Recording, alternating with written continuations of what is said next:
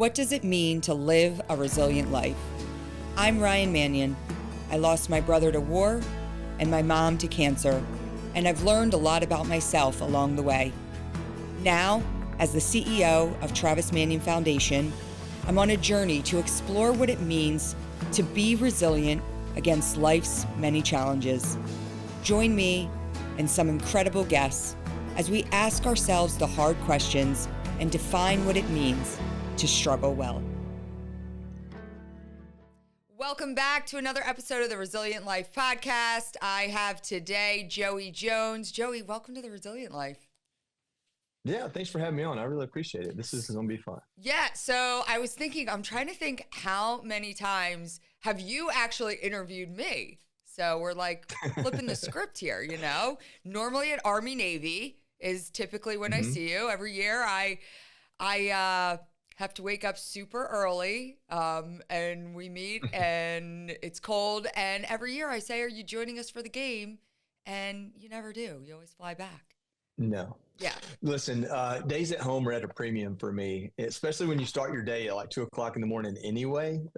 So I love the game, and I've been to the game a handful of times, maybe three times, twice in Philly, and I can't remember the other time, but it was when they moved it. But then since I've started doing it as a job, by the time the game rolls around, I'm probably at home. Like I've probably already flown home and maybe even in bed that day because I'm just sleepy. Yeah, I get it. All right. Well, here's the deal I'm going to make with you. We're in Baltimore this year. We're up back in New York in 2026, but we're bringing it back to the place it deserves to be in Philly in 2027. Yeah. So you got to stay for the game. That's the year. That's the year. Let's see, 2027. That's so far out. So I'll make the deal that I will absolutely try. Okay. Well, honestly, a couple of times it's like I've had to go back to New York to work. So sometimes it's that as well. I think that was the one time you interviewed me in Philly, and we did the interview and the sun was not even up. It was still dark outside. We were standing outside of the stadium, and I was like, well, what are you doing now? And you're like, I got to go to New York. And I'm like, oh my God, that's terrible. So yeah. Well, but I'll try. Yeah. That sounds good. Okay. I'd like to go watch it in Philly. By then they'll have Ton Tavern rebuilt, and that'd be kind of fun to see. That's right. Yep. I think they broke ground already. So exciting times. I hope they'll have it built. I don't know what their timeline is, but my hope is they'll have it done quick. Yeah. Well, I think there's big plans before the 250th, next year. So it'll be good stuff. Well, I'm really excited that you've got your new book. We see it all behind the badge, New York Times bestseller. And how many weeks running?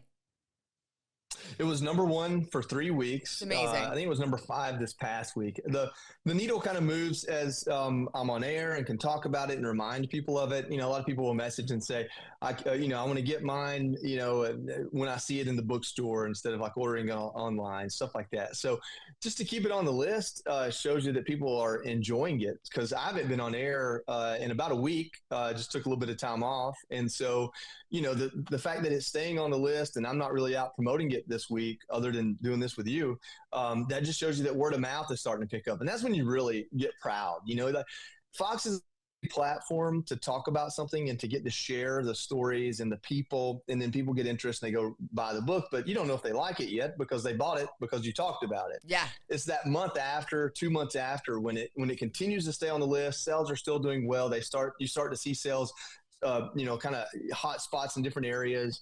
And then that's the real gratification of people are reading the book and saying, wow, that's really good. I need to tell my brother to go get it or my sister. And so we're starting to see that. And I'm just really, really proud of it. Yeah. And, I love the concept of the book. There's like something powerful about the idea. You have an incredible story on your own. We're going to talk about that a little bit. But you chose to highlight the stories of other people. And so I'd love you to kind of walk me through why you felt these were stories that needed to be told, why you kind of flipped to say, I'm not going to share my story. I'm going to share the story of incredible men and women that need to be elevated. What was the thought process behind that? Well, first of all, I think people get enough of me, right? I mean, they see me on Fox and I have a chance to inherently talk about what happened to me and my injury or my service. If a bomb blows up, like what happened in LA, I'll go in and talk about being an EOD tech. And so I have a chance to really tell my story in bits and pieces all the time. And that's great because they're all little parts of what make me relevant in television news, but they're not really interesting to me. So it's not fun for me to write a book of something I talk about all the time. And so I guess what made it obvious to me is what story isn't being told. Mm-hmm. What are people not hearing?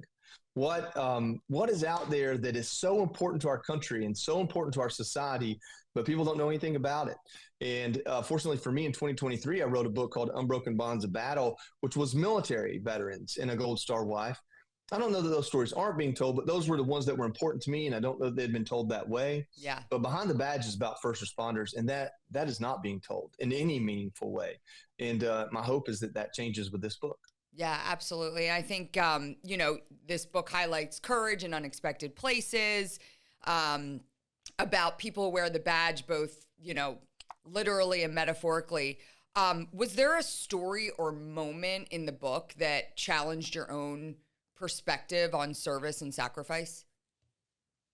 Yeah, the whole book kind of the challenge, I guess, my perspective is, for a long time I thought, well, at least first responders get to go home to their families at night. When you're deployed, you don't get to. Yeah. And that's not necessarily untrue, but I don't know that it's a positive. And the anecdote I give is, you take your kids to school this morning through an intersection where a child died in your arms in a car wreck last night. And like, what kind of psychological effect does that have? What type of hurdle is that to get over to go back to work? And this idea that the things that we hold most precious when we're deployed aren't in danger when we are. But when you're a first responder and you recognize, and your career is knowing that life is danger and that everything around you is kind of trying to kill you all the time, whether it means to or not, and that your actions aren't enough. It's the actions of others that have to keep you safe as well. The way that they can, I don't know, rationalize that or compartmentalize that to be able to do that for a living, to save lives, but then also not always get a chance to save the life, to see the innocence taken away from people, to see evil acts happen to people, and go home to their family every night. It really brought a lot of things in perspective. I didn't really have a family when I was deploying. I was younger, and I just had my son, but I didn't really have a chance to know him. I hadn't gotten married yet. And so I didn't have to worry about that when I was deployed. And to think about just leaving my family would be tough enough, but to have to take my family with me to war, because their battlefield is their hometown. Yeah. I don't know how they'd get through that. That's such an interesting perspective, and totally one that I haven't thought about from that way. You think about the traumatic events that our first responders face every day. I mean, even, bringing it back to like September 11th, and I have a lot of friends who were firefighters in New York, and, just knowing that this idea that your loved one is like 5 miles down the road, but they're dealing with like the most insane events, and then they're coming home, right? And like, how do you decompress from that? And I think, there's this idea that when you're deployed and you're dealing with everything you're doing on deployment, and you come back and there's that kind of re-entry, right, into the civilian world. And like, okay. And for a lot of people that's challenging, but having to do that like over and over and over again, right? Like every day you're dealing with something, and then you got to go home and you got to play dad and you got to play husband and you got to take the trash out, right? You're not dealing with that over in deployment. You're not dealing with the everyday shit that you deal with when you're living at home. But a police officer, a firefighter, first responder, they're having to balance both of those things. It is, and it's really interesting. The first chapter is this guy, Clay Hedrick, and I've known him since I was 3 years old. He tells the story that I met him at my grandparents' house, and I crawled over. I was like 3 years old, got up in his lap, and he's like, "Oh, this is a sweet little boy," and I just like punched him in the face. And he's like, "Okay, I see how this is going to go." And he's been like an uncle to me my whole life, and so he works as a fireman, and every fire department creates its own kind of shift swing. So out west, they do a lot of 48 hours on, 96 hours off. Here on the East Coast, it's mostly 24 hours on, 48 hours off. So you work a full 24 hours every 3 days. And so most of those firefighters, because you think about the difference between first responders and military is that first responders, their pay and training and benefits are all local and state, not federal. It's not standardized. Right. And so, he worked a 24-hour shift as a firefighter. Then the next day he'd work an 8 or 12-hour shift riding an ambulance. And then the next day he'd work an 8 or 12-hour shift in the 911 call center, and then back to his 24-hour shift as a firefighter.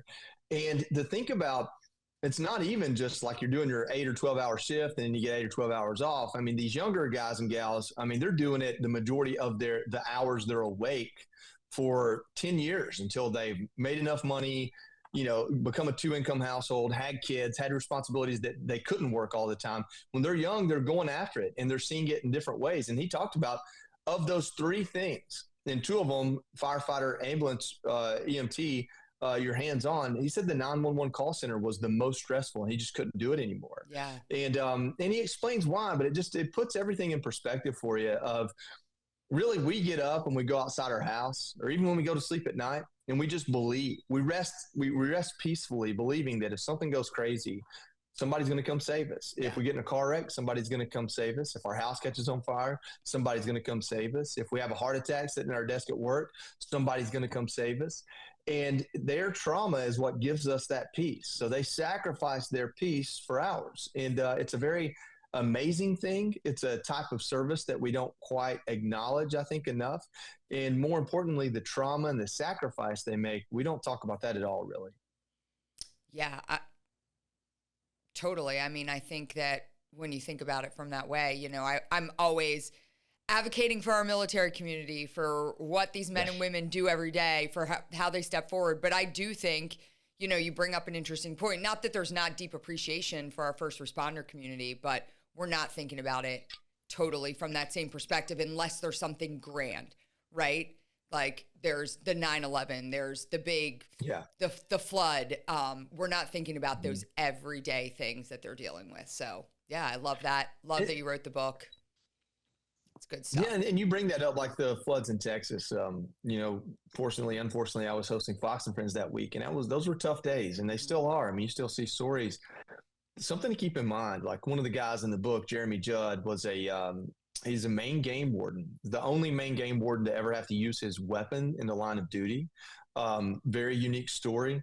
But for the first half of his career, he was they call him rescue and recovery diver, but like he says, you don't find people alive underwater. Yeah. And so to think about the plane crash, the helicopter plane crash in DC, those were, below freezing temperatures. And there were men and women diving in those waters, not to save people, but to bring their bodies home for mom and dad and husband and wife. And to think about that there are people out there that are sacrificing their life, not even to save a life, but just to make life easier on us as we go through our toughest days.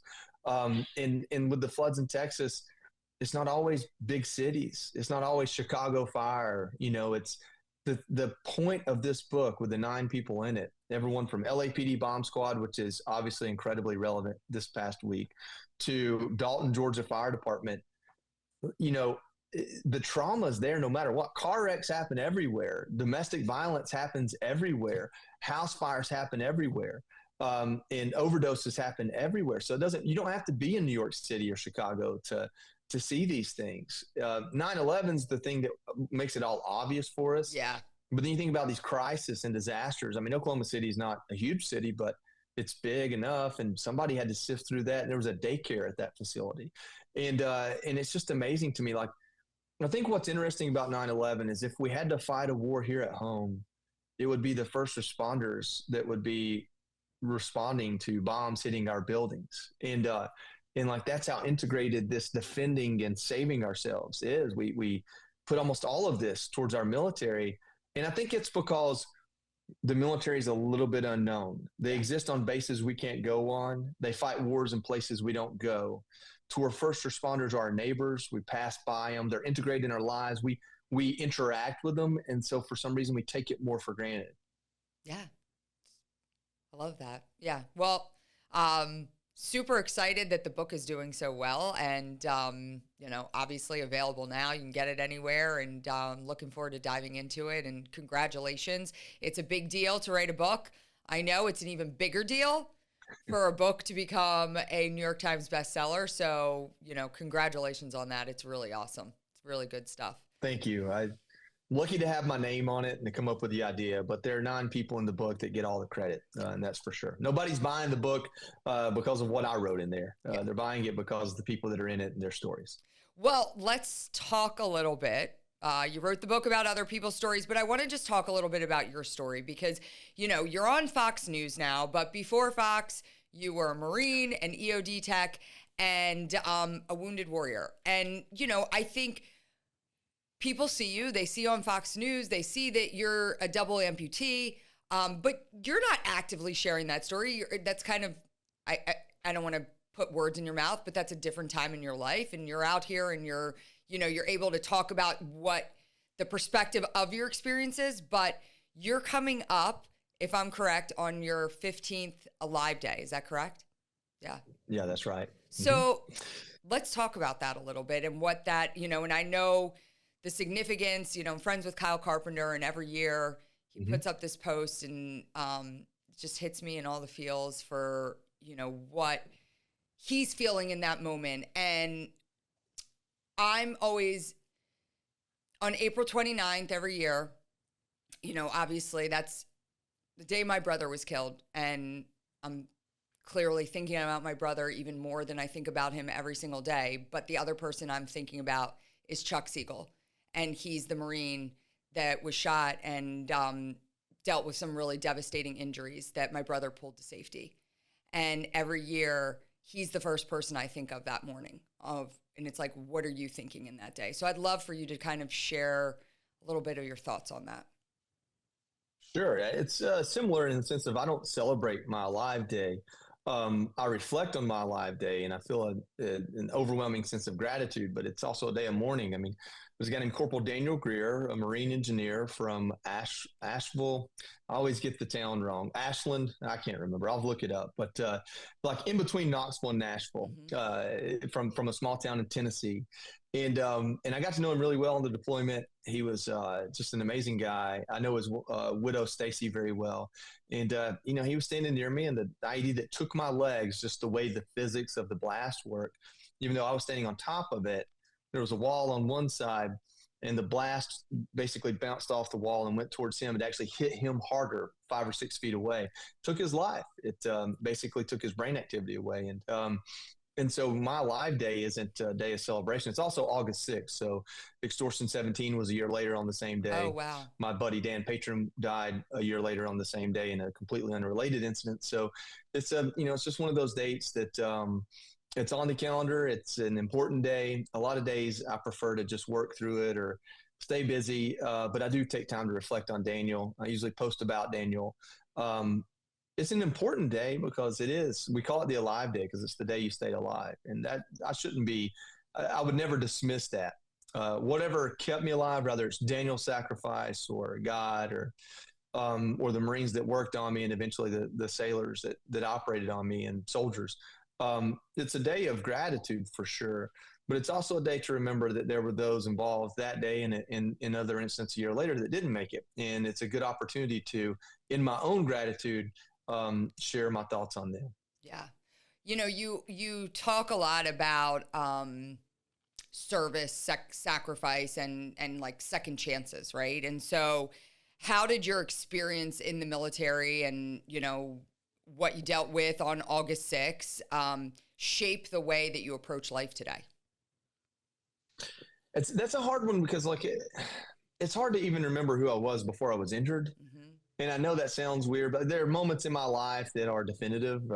Maybe graduating high school and immediately going to the Marine Corps, and then becoming an EOD tech, and then getting blown up, and then maybe when I had my kids or got married. Like there are moments that change who you identify as. You add a title, you add a career, you add your day-to-day changes, and so the way that shaped me in a sense is it kind of called to task. It called my bluff on all the things I said I believed in. Yeah. It's like, okay, well, do you really believe in persevering? Do you really believe that being a father or a husband is more important than how you identify as, somebody who can run 3 miles so fast or lift? And be a good EOD tech? Like, are those things really as important or more? Because if they are, you don't get to sit here and be sad over the things you lost. You have to continue to fulfill the responsibilities of the things you want or have. And so it definitely called me to the carpet in the sense of, put up or shut up. And I'll say that I had an amazing amount of support. I had the easiest path probably possible for going through that kind of injury because, when you lose your legs in war and you lose your legs taking bombs apart, people have a reverence for that that you don't get when it happens in a car wreck or a boating accident. And so I had, unfortunately or fortunately, I was injured at the perfect time when Walter Reed, before they integrated the two, so the living conditions were better. Just a year before they integrated the two, the Navy and Army hospital, and just it was. I was early on in a wave of a lot of guys, and all those guys that were injured after me motivated me to show them the way. So I had all these reasons and responsibilities to keep me motivated, and that helped a lot. And during that time, I think it's almost a fake it till you make it. You say it till you believe it. And so I just continued to say that I was grateful and continued to say how lucky I was and continued to say that, I'm only limited by the hard work I'll put in until it eventually just became true. I feel that so much. A couple things, I often talk a lot about the fact that my life is like two parts. It's before April 29, 2007 and after. And a lot of what we went on to do with the birth of the Travis Manion Foundation. And for me, I get people ask a lot of times, like, can you help me? I want to start a nonprofit. I want to, and it was fake it till you make it. I had no idea what I was doing, but it was almost like Travis calling my bluff. Like, you say you want to preserve my legacy. You say you want to continue with my service and what I stood for, like, you got to do it. And so I totally feel that. We talk a lot about at TMF about the power of purpose. When did you start to feel that your story could serve others?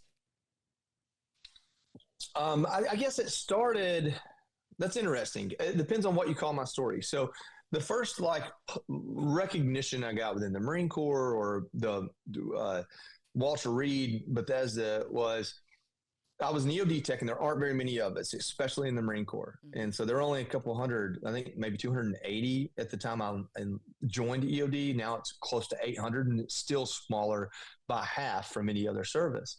So you know everybody, you know of everybody. It's a very tight-knit community, very restricted on who can do it. In the Marine Corps, you have to be an E5 to go to school. You can't even be an officer, and you can't be below E5. You have to re-enlist to do it.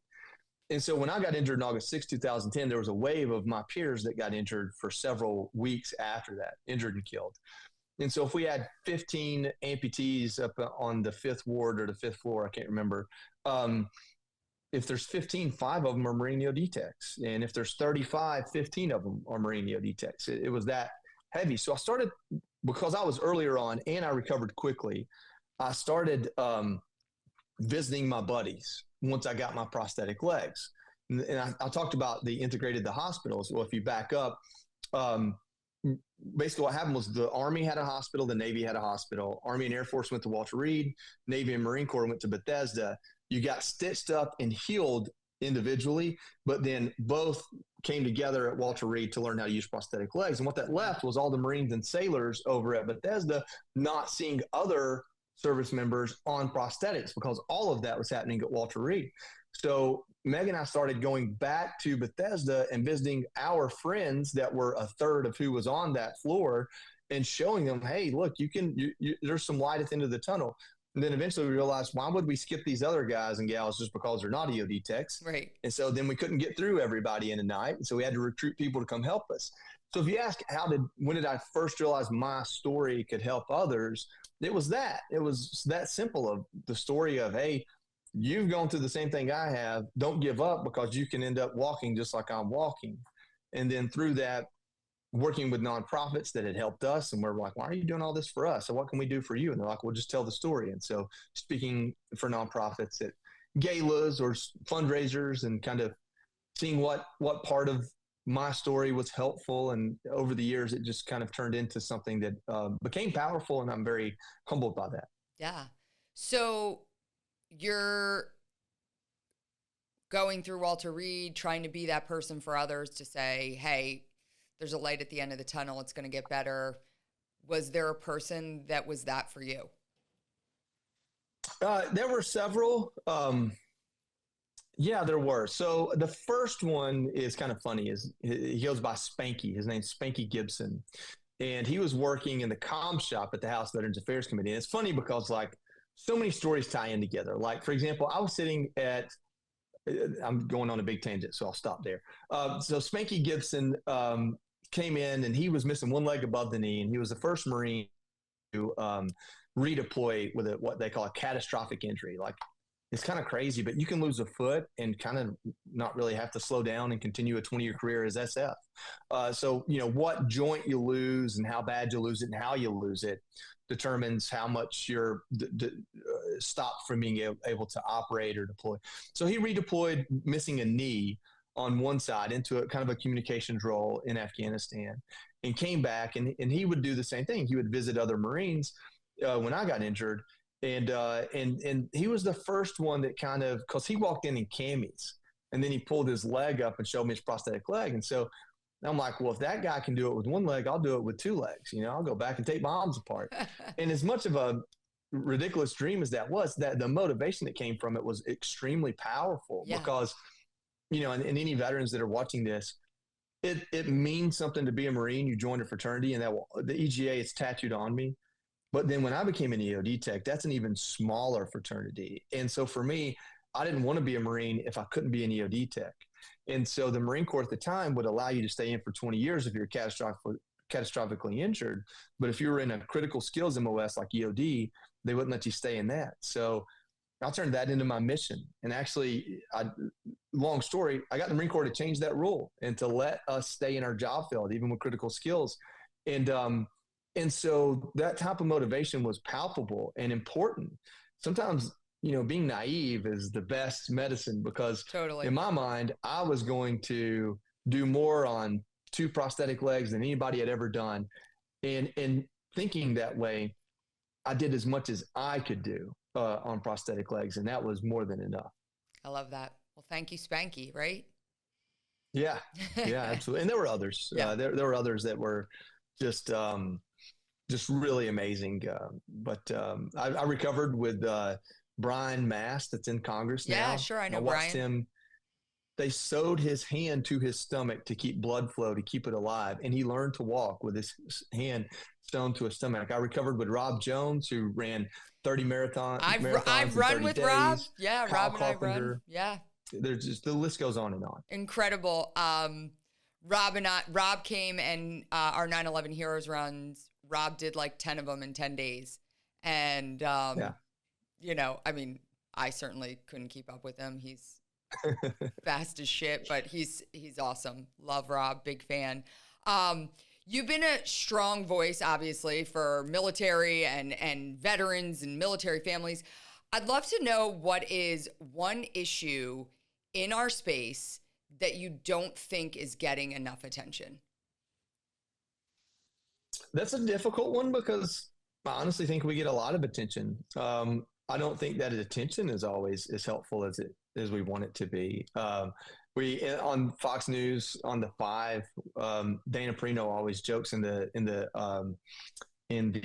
commercial break that we should do an unpopular opinion segment. No, they never let us do it because what's the point in just making your viewers mad? And mine one day was that service dogs aren't helpful, and I got a lot of flack for that. Yeah, I think a lot of flack. There's like a reason behind that. Yeah, there's nuance to that. Sure. And but I'd say the one thing that we don't talk about enough is people say, "What can I do for veterans?" And I say, is to continue to expect something from them. It's not what can I do for them. It's expecting us to outgrow that chapter of our life and to not let serving during a time of war, or God forbid, getting injured mentally or physically during a time of war, be the last chapter in a book that lasts a lifetime. And unfortunately, I think that we've created a way for that to be possible. And I don't think most of these guys and gals do it on purpose. I think they believe it, but it's kind of like, once you slap disabled on somebody, it's this lifetime label, and they just accept what they can't do. And When I was recruited, I always said I'd join the Marine Corps because the Army told me they would send me to college after I got out. The Navy told me I'd have the best medical care after I got out. The Air Force told me I'd have a trade skill for after I got out.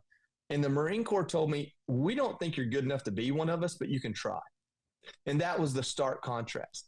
And this idea that my generation went to a 20-year war with this understanding that we were going to be forever connected to the government and always have some sort of benefit there, whether it be the GI Bill or medical care. I mean, if you can reach 30% disability, you can get VA health care.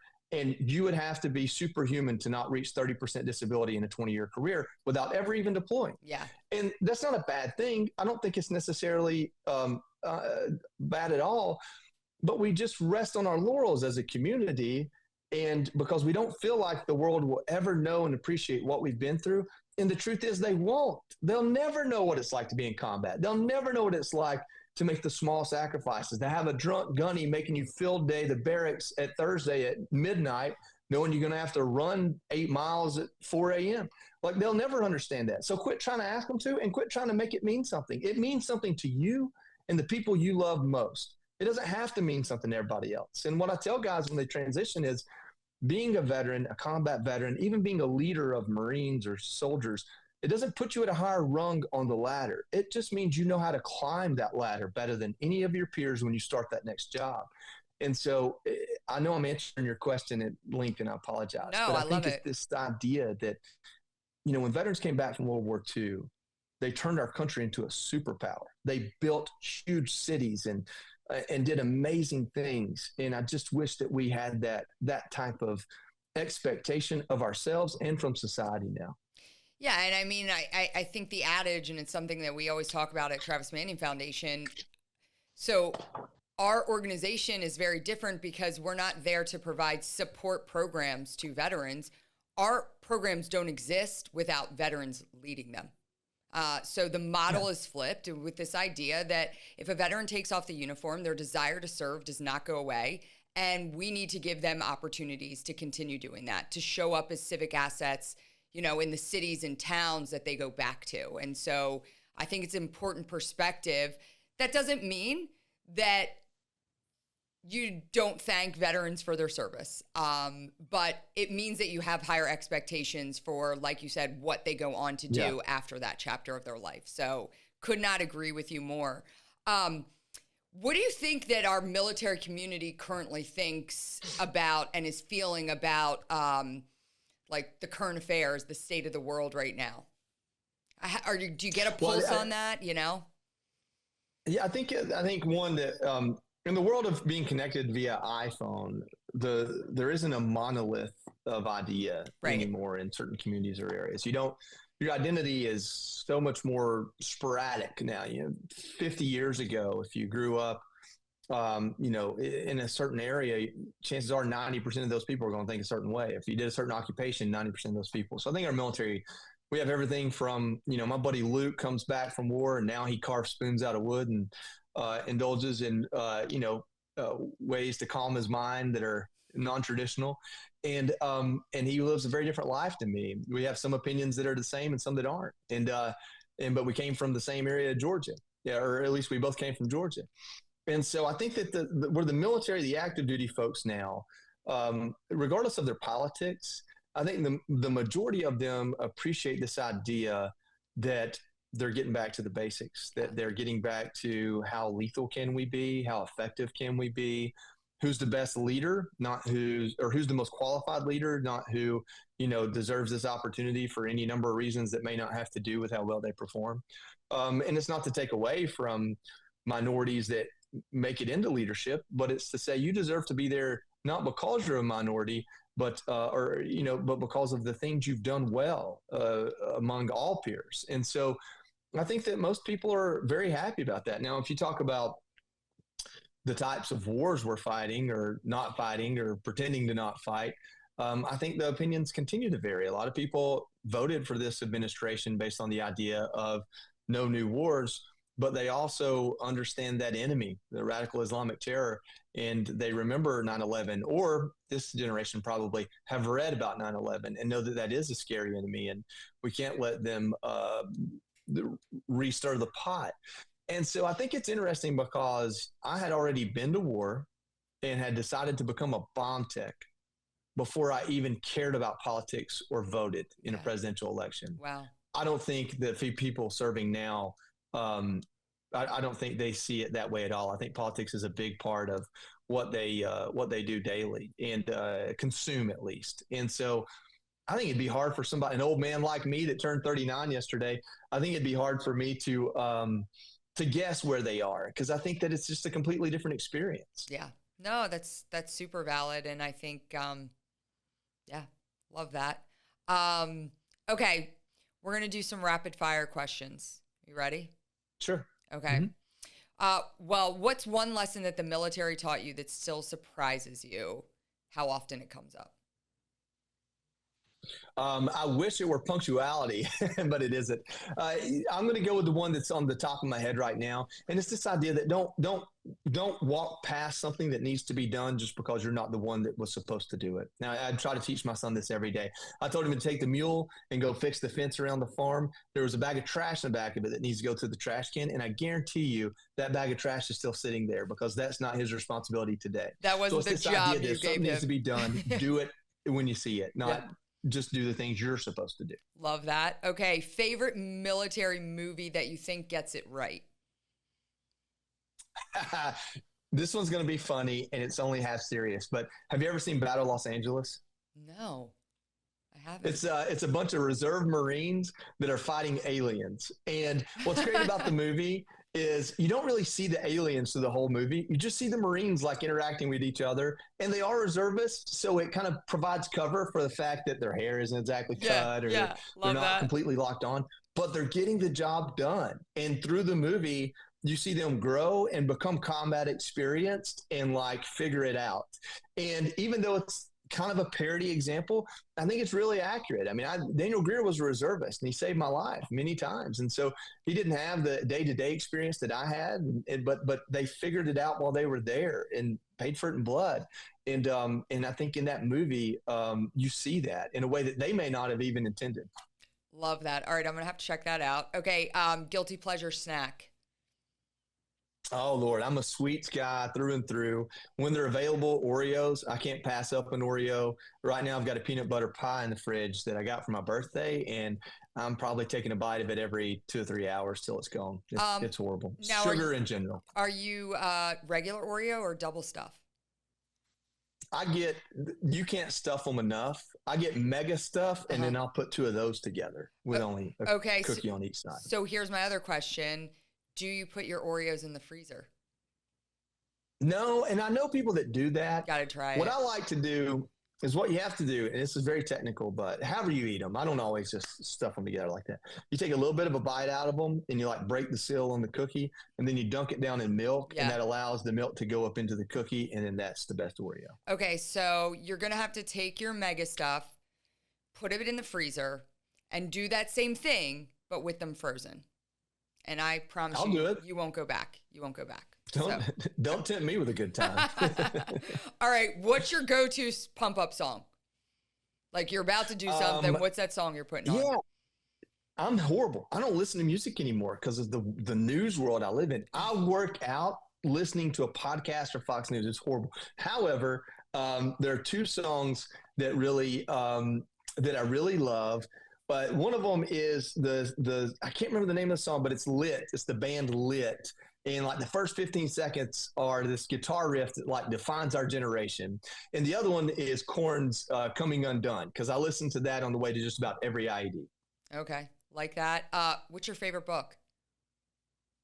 My favorite book, this one's boring too, because I'm kind of a boring guy. I'm not a fiction guy. I'm a nonfiction guy. There's a book called On Killing by Lieutenant Colonel Dave Grossman, and I go back and read it every now and then because it is such an astute observation of how people think. The purpose of the book is to explain in a textbook way how we trained humans to kill humans, because interspecies conflict, it's inherent in our DNA, everything from spiders and snakes that have venom. If they fight interspecies, they won't secrete their venom because it's in us to keep our species alive. That's why we exist. And so that book talks about that. And it goes into it gives an example that if you buy a pack of bacon today, there's a cartoon pig on it. We're completely detached from what death really is. Right. And it's a really, really great textbookish way of talking about it. Okay. Love that. So you already talked about why you chose the Marine Corps when you walked into the recruiting station, but why is the Marine Corps the most elite service branch there is? You said that, not me. I did say first it. of all. And I'm not saying I disagree. I think the Marine Corps, there are two things. One is our connection to our tradition. Yeah. I don't think any other service is as reluctant to change or as dedicated to preserving that every Marine that graduates boot camp know who Smedley Butler and Dan Daly are, and Presley O'Bannon and the Battle of Tripoli, and so that's the first thing. In that caveat is, unlike any other service, every single Marine goes to the exact same boot camp, and our drill instructors don't even know what job we'll do until the end of boot camp. So we're all trained to be a rifleman. And then the second thing is, on paper, we don't make any sense at all. So we literally have to be the best at what we do. We have to continue to prove our existence, and we've always done that every time we've been challenged. We have the most jobs with the least amount of people. Think about that. We have the most different MOSs, least amount of people. Our culture isn't to be to go hide in the aviation field and only ever be an aviation person. No, you've got to go be a recruiter. You got to be a drill instructor. You got to go coach on the range. You got to go do mounted security in Iraq. And so the belief within the Marine Corps is that every single Marine in the Corps can hold that basic combat job. And we continue to train that way and even promote that way. And that's what makes us different. Well said. Couldn't have said it better myself.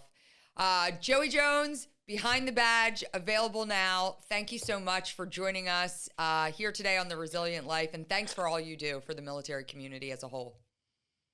Yes, ma'am. Thanks for having me on. This was a lot of fun.